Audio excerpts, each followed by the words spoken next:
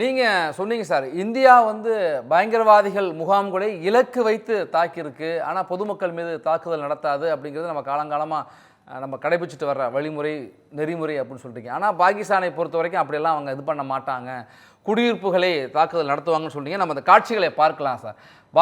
பாகிஸ்தானுடைய இராணுவத்தினர் இந்திய பகுதியில் குடியிருப்புகளை குறிவைத்து துப்பாக்கி சூடு நடத்தியிருக்காங்க. வீடுகளுடைய சுவர்கள் துளைக்கப்பட்டிருக்கிறத அந்த காட்சி நம்மளுக்கு கிடைச்சிருக்கு சார். அந்த காட்சியை நம்ம பார்த்துட்டு அடுத்து நம்மளோடு முன்னாள் இராணுவ அதிகாரி கர்னல் மலையப்பன் இணைஞ்சிருக்கார் சார்.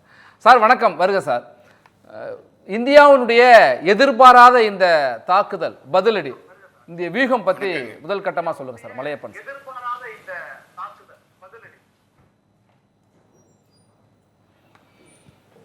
இது எதிர்பார்த்தார்னு சொல்ல முடியாதுங்க. பஹல்காமில் அவங்க 26 இன்னசென்ட்டை கில் பண்ணியிருக்காங்க. அதனால் இந்த ஒரு 2-3 வீக்ஸ் அவங்க டைம் எடுத்து இன்டெலிஜென்ஸ் கேதர் பண்ணி எல்லா இன்ஃபர்மேஷன் இது இந்த டெரரிஸ்ட் இந்தியா பாகிஸ்தான் பார்டரில் நிறைய பேர் இருக்காங்க. அங்கே டெரரிஸ்ட் மூலமாக பாகிஸ்தான் ஆர்மிக்காரங்க ஆப்ரேட் பண்ணிக்கிட்டு இருந்தாங்க. ஸோ அவங்களெல்லாம் பின் பாயிண்ட் பண்ணி கரெக்டாக சரி பண்ணி வச்சுட்டாங்க. சரியான டைம் வரும்போது அவங்களுக்கு முதல்ல என்ன வார்னிங் கொடுத்தாங்க பாகிஸ்தான் கவர்மெண்ட்டுக்கு, இவங்களெல்லாம் நியூட்ரலைஸ் பண்ணுங்கள், அன்னெசரி அட்டென்ஷனோ நான் இன்டர்நேஷ்னல் லெவல் எல்லாத்தையும் எடுத்தாங்க. என்ன சொல்லியும் கேட்கல. அதுவும் இல்லாமல் இவங்கள வச்சுக்கிட்டு மைனர் ஃபயர் அப்படியே ஸ்போக் பண்ணி ஃபயர் பண்ணிக்கிட்டே இருந்தாங்க. ஸோ அப்ராப்ரியேட் டைம் பண்ணி முடியாத நிலைமைக்கு, எக்ஸ்ட்ரீம் முடியாத நிலைமைக்கு, அதே சமயத்தில் பஹல்காம்காரங்களை பண்ணதை விட முடியாது, அதுக்கு பழி வாங்குகிற நடவடிக்கையை கவர்மெண்ட் ஆஃப் இந்தியா பெர்மிஷன் கொடுத்துருச்சு. ஆர்மி, நேவி, ஏர்ஃபோர்ஸ் எல்லாம் ப்ரெசிஷனாக பிளான் பண்ணி கரெக்டாக துல்லியமாக ஒரு இடத்துல அடிச்சிருக்கிறாங்க. அதாவது 60 கிலோமீட்டர் தள்ளி கூட உள்ள டெரர் கேம்பை நம்ம மிசைல்ஸ் மூலமாக அடிச்சிருக்கிறாங்க. ஆர்ட்லரி கன்ஸ், ஏர்ஃபோர்ஸ் பிளேன்ஸ் இது மூலமாக அடித்து கொண்டிருக்காங்க. சிவிலியன் யாருமே கேஷுவாலிட்டி இல்லை நம்ம சைட்லேருந்து. ஆனால் அவங்க ஃபயர் பண்ணும்போது நம்ம சைட்லேருந்து சிவிலியன் கேஷுவாலிட்டி இருந்திருக்கு. ஸ்டுடியோ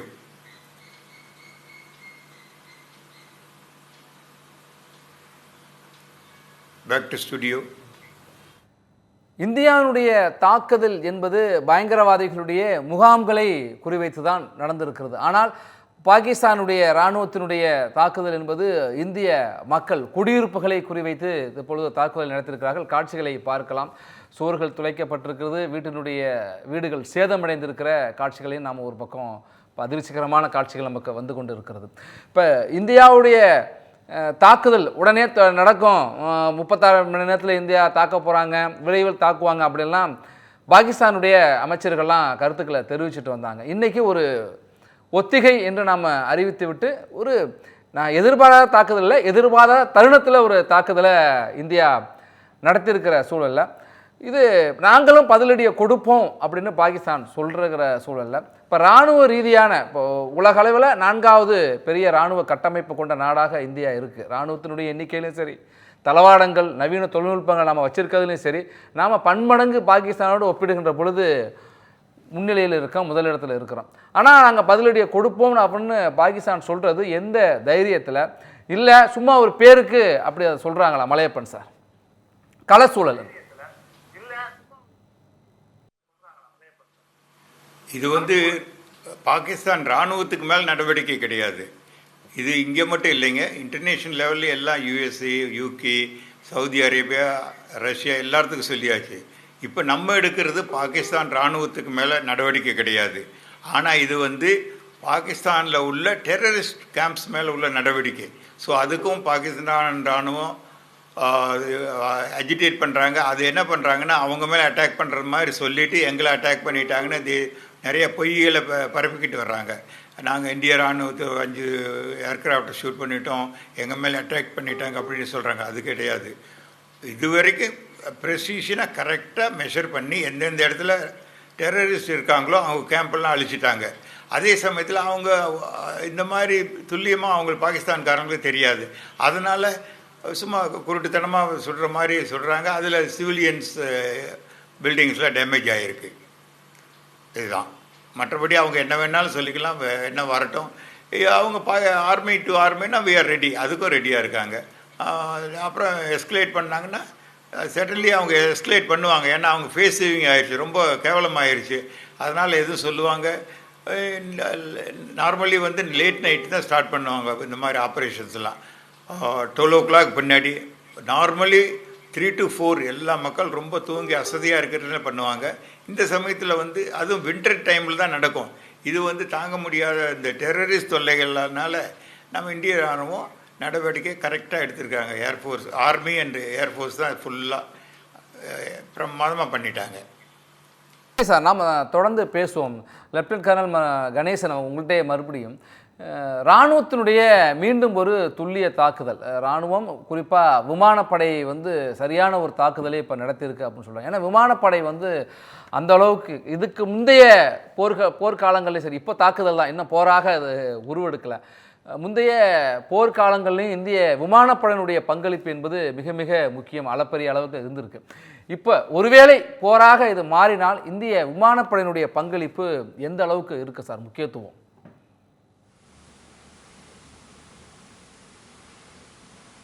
இப்போ வந்து ஒரு யூகத்தின் அடிப்படையில் நீங்கள் ஒரு கேள்வி கேட்குறீங்க. இது ஒரு போராக, கன்வென்ஷனல் போராக மாறினா நம்மளுடைய விமானப்படையும் பாகிஸ்தான விமானப்படையும் கம்பேர் பண்ணி, அவங்களுடைய ஏர் டிஃபென்ஸ் சிஸ்டம் கம்பேர் பண்ணி சொல்கிறீங்க. இப்போ விமானப்படை அப்படிங்கிறது வந்து நம்மளுடைய ஏர்கிராஃப்ட்ஸ் மட்டும் கிடையாது. நம்மளுடைய வான்வெளி தாக்குதலுக்கு உபயோகப்படுத்தின அத்தனையுமே சர்ஃபேஸ் டு ஏர் மிசைல்ஸ்லேருந்து surface to surface missiles integrate பண்ணி நம்மளை ஏர் டிஃபென்ஸ் சிஸ்டம்னு ஒன்று இருக்குது. இது எல்லாத்தையும் சேர்த்து ஒரு இன்டகிரேட்டட் ஃபோர்ஸாக நம்ம பார்க்கணும். இப்போ வந்து தனியாக விமானங்களை மட்டும் வச்சு நம்ம விமானப்படை அப்படிங்கிறத வந்து இல்லை. விமானப்படை அப்படின்னு இப்போ வந்து படை எடுத்துனீங்கன்னா நம்ம ஃபைட்டர் ஏர்க்ராஃப்ட், பாம்பர்ஸ் எல்லாமே இருக்குது. அவங்ககிட்ட வந்து F-16, FJ-17s இருக்குது. நம்மகிட்ட ரஃபேல்ஸ், சுகாய்ஸ், MiG-29s இப்படின்னு இருக்குது. இப்போ வந்து இதை பார்த்தீங்கன்னா டெக்னாலஜி வாய்ஸ் வந்து இந்த ஏர்கிராஃப்ட்ஸ் வந்து சுப்பீரியர், ஒன்றுக்கு ஒன்று வந்து ஈக்குவலாக தான் இருக்கும். லிட்டில் பிட் எட்ஜு வந்து ஒரு இப்போ நம்ம ரஃபேலில் கொஞ்சம் எட்ஜ் இருக்கிற மாதிரி அவங்களுக்கு F-16 வச்சு சுகாய் மேலே ஒரு எட்ஜ் இருக்கலாம், இல்லை MiG-29 மேலே எட்ஜ் இருக்கலாம். ஆனால் லிட்டில் பிட் எட்ஜஸ் வந்து it will not make any difference. இப்போ நான் வந்து இதுக்கு முன்னாடி பாலகோட் ஏர் ஸ்ட்ரைக் அப்போ நடந்தப்போ ஒரு டாக் ஃபைட் நடந்தது. அதில் வந்து பார்த்தீங்கன்னா நம்ம அப்போ வந்து விங் கமாண்டர் அபிநந்தன் அவர் வந்து ஒரு சாதாரண MiG-21 பைசன் ஏர்கிராஃப்டில் தான் போயிருந்தார். அவர் வந்து அவங்களுடைய F-16 வந்து, அதாவது இன்னைக்கு இருக்கிற ஒரு அட்வான்ஸ்டு ஃபைட்டர் ஏர்கிராஃப்டை சுட்டு வீழ்த்தினது வந்து நம்ம உலகத்துக்கு தெரியும். அப்படி இருக்கும்போது ஏர்கிராஃப்ட்ஸ் வந்து ஒன்றுக்கு ஒன்று எது பெட்ரு அப்படிங்கிறத எவாலுவேட் பண்ணுறது அந்த டைம், என்கேஜ்மெண்ட் டைமு, அதில் தான் ரொம்ப ரொம்ப மார்ஜினல் டிஃப்ரென்ஸ் தான் டெக்னாலஜிக்கல் அட்வான்சஸில் இருக்கும். இப்போ அடுத்ததுக்கு வருவோம். இப்போ ஏர்கிராஃப்ட்ஸை மட்டும் தான் நான் பேசுகிறேன். இந்த ஏர்கிராஃப்ட்ஸில் நியூமரிக்கல் சுப்பீரியாரிட்டின்னு ஒன்று சொல்லுவாங்க, குவான்டிட்டி. அவங்ககிட்ட வந்து 40 ஏர்கிராஃப்ட் இருக்குது, நம்மகிட்ட 200 ஏர்கிராஃப்ட் இருக்குது அப்படின்னா இந்த எது யாருக்கு சுப்பீரியருங்கிறது நான் சொல்லவே தேவையில்லை, ஆட்டோமேட்டிக்காக வந்து we can decide. இப்போ வந்து ஒரு போர் அப்படின்னு வந்ததுக்கப்புறம் அந்த போருடைய இது ரிசல்ட் என்னவா இருக்கும் அப்படின்னு டிசைட் பண்ணுறது வந்து ஏர் சுப்பீரியாரிட்டி இந்த skies of that war zone. அங்கே யாருக்கு ஏர் சுப்பீரியாரிட்டி இருக்கோ அவங்க தான் மோஸ்ட்லி வந்து ஒரு சக்ஸஸ்ஃபுல்லான வார் வந்து தொடுக்க முடியும். இப்போ ஏர் சுப்பீரியாரிட்டி வந்து இப்போ நம்ம கீழே உட்காந்துட்டு நமக்கு வந்து பாகிஸ்தான் ஏர் ஸ்பேஸில் நமக்கு சுப்பீரியாரிட்டியை நம்மளால் இது பண்ண முடியும் அப்படின்னு சொல்ல நினச்சேன்னா அது இப்போ வந்து சொல்ல முடியாது. அது வந்து அந்த மொமெண்ட்டில் தான் நம்ம சொல்ல முடியும். நம்ம ஏர் சுப்பீரியாரிட்டி, அதுவும் வந்து கண்டினியூஸ் ஏர் சுப்பீரியாரிட்டி யாரும் என்ஜாய் பண்ணுவாங்களான்னா மிகப்பெரிய வல்லரசால கூட வந்து கண்டினியூஸ் ஏர் சுப்பீரியாரிட்டி வந்து இது பண்ண முடியாது. ஃபார் அ லிமிட்டட் பீரியட் அவங்க ஏர் சுப்பீரியாரிட்டியை வந்து என்ஷூர் பண்ணுவாங்க அவங்க என்கேஜ் பண்ணும்போது. ஆனால் ஒரு ப்ரொலாங்டு வார் ஆகும்போது என்ன ஆகும்னா அவங்களால அவங்களுடைய ஃபார் மெஷின்ஸ் இருக்குது பார்த்தீங்களா, லிமிட்டட் அவங்க வந்து என்ன வளர்கிற நாடு தானே. பாகிஸ்தான் ஒரு சின்ன நாடு, அவங்க எக்கனாமி வந்து அவ்வளோ பெரிய எக்கானமி கிடையாது. அவங்களால இந்த ஒரு அழிவு வந்து நடக்க ஆரம்பிக்கும் போது, போருனாலே அழிவு தானே. ஏர்கிராஃப்ட்ஸ் என்கேஜ் பண்ணும்போது ஏர்கிராஃப்ட்ஸை இழப்பாங்க, ஏர்ஃபோர்ஸ் பைலட்ஸ் இழப்பாங்க. இப்போ அவங்கள அதை ரெப்ளனிஷ் பண்ணி ரீஇன்ஃபோர்ஸ் பண்ணுற அளவுக்கு அவங்க எக்கனாமி இடம் கொடுக்குமா, அவங்களுக்கு நட்பு நாடுகள் இருக்கா அப்படின்னு பார்த்தீங்கன்னா இல்லைன்னு தான் நான் சொல்லுவேன். ஏன்னா வந்து நம்ம எல்லாருக்குமே தெரியும் இப்போ ஜியோ பொலிட்டிக்கல் சுச்சுவேஷனில் அந்த அளவுக்கு யாரும் வந்து டைரெக்டாக போய் அவங்களுக்கு சப்போர்ட் பண்ணுற மாதிரி இல்லை. அதனால் over a period of time வந்து ஏர் சுப்பீரியாரிட்டியை வந்து கெயின் பண்ணுற ஒரே ஒரு கேப்பபிலிட்டி இந்தியாவுக்கு தான் இருக்குது, பாகிஸ்தானுக்கு கிடையாது.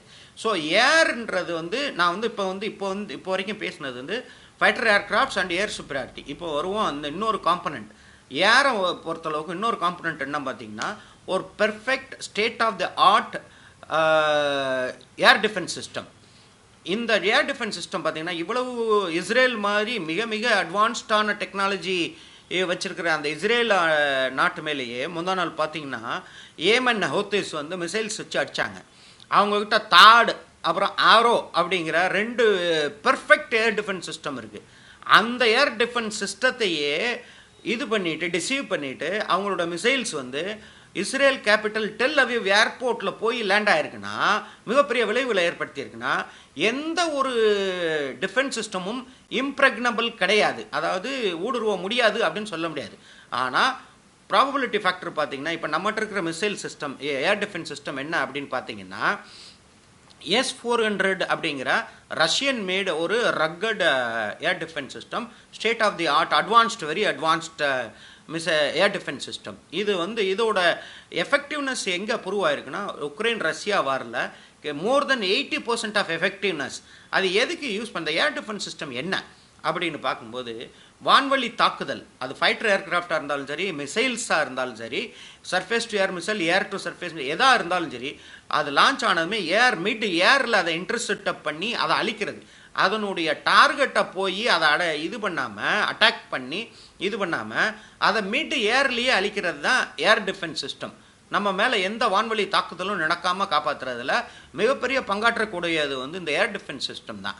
அப்படி இருக்கும்போது ஃபைட்டர் ஜெட்ஸ் வந்து அவங்க வந்து டாக் ஃபைட்டுன்னு சொல்லுவாங்க. இன்னொரு ஃபைட்டர் ஜெட் வந்துச்சுன்னா அதை வந்து எதிர்கொள்கிறதுக்கு அவங்க வந்து மேலே வான்வழியிலேயே வந்து நடத்துவாங்க. அது வந்து பஹல்காம் இது பாலக்கோட் நடக்கும்போது நடந்தது டாக் ஃபைட்டுங்கிறது. லாஸ்ட்டாக வந்து மிகப்பெரிய டாக் ஃபைட் அப்படி நடந்தது 1971 மிகப்பெரிய வான்வழி இது நடந்தது. இப்போ வந்து என்ன பார்த்தீங்கன்னா 1971 எங்கே இருக்குது, 2025 எங்கே இருக்குது. Technological advancement. இப்போ வந்து நீங்கள் வந்து உங்கள் ஃபைட்டர்ஸை வந்து அவ்வளோ தூரம் நீங்கள் ரிலை பண்ணணுங்கிற அவசியமே கிடையாது. You got missiles each and every. எல்லா கண்ட்ரீஸ்டையும் மிசைல்ஸ் இருக்குது. ஃபைட்டர்ஸுங்கிறது இல்லாமல் மேன் ஆப்ரேட்டிங் பிஹைண்ட் அ மிஷினுங்கிறத விட வந்து ஆர்டிஃபிஷியல் இன்டெலிஜென்ஸோட அட்வான்ஸ் டெக்னாலஜியோட மிசைல்ஸை வந்து இங்கேருந்து நம்ம ஃபயர் பண்ணி அங்கே உள்ள ஒரு டார்கெட்டை இது பண்ணுறோன்னா அந்த மிசைலை மிட் ஏரில் வந்து அடித்து அதை நியூட்ரலைஸ் பண்ணுறது கேப்பபிலிட்டி வந்து மிகப்பெரிய கேப்பபிலிட்டியாக பார்க்குறேன். இப்போ நம்மகிட்ட உள்ள ஏர் டிஃபென்ஸ் சிஸ்டம் வந்து S-400 ரஷ்யன் சிஸ்டம் நான் சொன்னேன். அதே சமயம் பாகிஸ்தான்கிட்ட எந்த மாதிரியான ஏர் டிஃபென்ஸஸ் இருக்குதுன்னு பார்த்தீங்கன்னா, சைனாட்டிருந்து வாங்கினா HQ-9B அப்படிங்கிற ஒரு சிஸ்டம். அந்த HQ-9Bன்ற சிஸ்டம் என்ன, அது வந்து நியூமரிக்கல் ஸ்ட்ரென்த் என்ன, அவங்ககிட்ட ஒரே ஒரு ஸ்குவாட்ரன் தான் இருக்குது. அதுவும் அந்த HQ-9B அப்படிங்கிற சிஸ்டமே ஏர் டிஃபென்ஸ் சிஸ்டமே ரஷ்யன் மேடு S-300, அதாவது 400க்கு முந்தின ஜென்ரேஷனான S-300ங்கிற சிஸ்டத்தை சைனா வாங்கி அவங்களுக்கு தேவையான அப்கிரேடேஷன் பண்ணி HQ-9Pன்றதை அவங்க வச்சுக்கிட்டாங்க. ஆனால் அந்த S-300ங்கிற சிஸ்டத்தை விதவுட் எனி அப்கிரேடேஷன் அப்படியே பாகிஸ்தானுக்கு HQ-9Bன்னு கொடுத்துருக்காங்க. அந்த சிஸ்டத்தை விட, அந்த ஏர் டிஃபென்ஸ் சிஸ்டத்தை விட நம்மளுடைய ஏர் டிஃபென்ஸ் சிஸ்டம் வந்து எஃபெக்டிவான சிஸ்டம்ங்கிறது வந்து நான் சொல்ல வேண்டியதெல்லாம் இப்போ வந்து இதுலேயே தெரியும், ஒரு ஜென்ரேஷன் முன்ன பின்ன இருக்கும்போது. அதே மாதிரி நியூமரிக்கல் சுப்பீரியாரிட்டின்னு இருக்குது.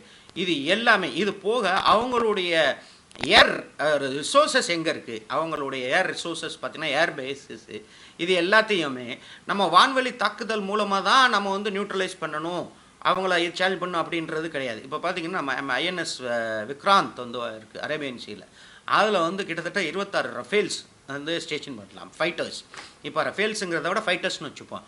இப்போ வந்து சில மணி நேரங்களில் அது கராச்சி ஏர்போர்ட்டை பிளாக்கேட் பண்ணும்போது அதில் உள்ள ஃபைட்டர்ஸ் வந்து கிளம்புச்சுன்னா அது எவ்வளோ தூரத்துக்கு உள்ளே போய் அடிக்கும் அப்படிங்கிறது வந்து நீங்கள் இது பண்ணிக்கலாம். என்டையர் பாகிஸ்தானோட அவுட்ஸ்கர்ட்ஸ் வரைக்கும் வந்து போயிட்டு வர்ற அளவுக்கு கேப்பபிலிட்டி வந்து இந்தியாட்ட இருக்குது.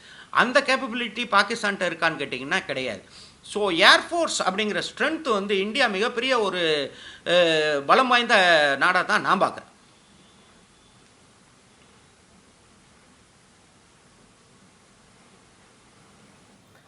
இராணுவ ரீதியாக மட்டுமல்ல, இராணுவ தளவாடங்கள், தொழில்நுட்பம் எல்லாவற்றிலுமே சக்தி மிக்க பலமிக்க நாடாக இந்தியா இருக்குது அப்படின்னு லெப்டினன்ட் கர்னல் கணேசன் சொல்கிறார். அதே போல் தாக்குதல் என்பது ஒரு கன்வென்ஷனல் வாராக, ஒரு முழுமையான போராக இது மாறினால் இந்தியாவுடைய ஆதிக்கம் தான் இருக்கும் அப்படின்னு நீங்கள் சொல்கிறீங்க. நம்ம போர்க்கள அல்லது தாக்குதல் கள சூழல் குறித்து நம்ம தொடர்ந்து பேசலாம் சார். ரெண்டு பேருமே தொடர்ந்து இணைந்திருங்கள். மக்களே, thank you for overwhelming response. நம்ம G Square Aranya record breaking சக்சஸா phase 1 sold out, அதுவும் வெறும் 56 ஹார்ஸ்ல. உங்களுக்காக இப்போ phase 2 is open now. Launching G Square Aranya at Poru, bang on Chennai bypass service road. Villa plots ranging from 800 to 3,800 square feet. Price on request only. To know more details, call 89399 89393.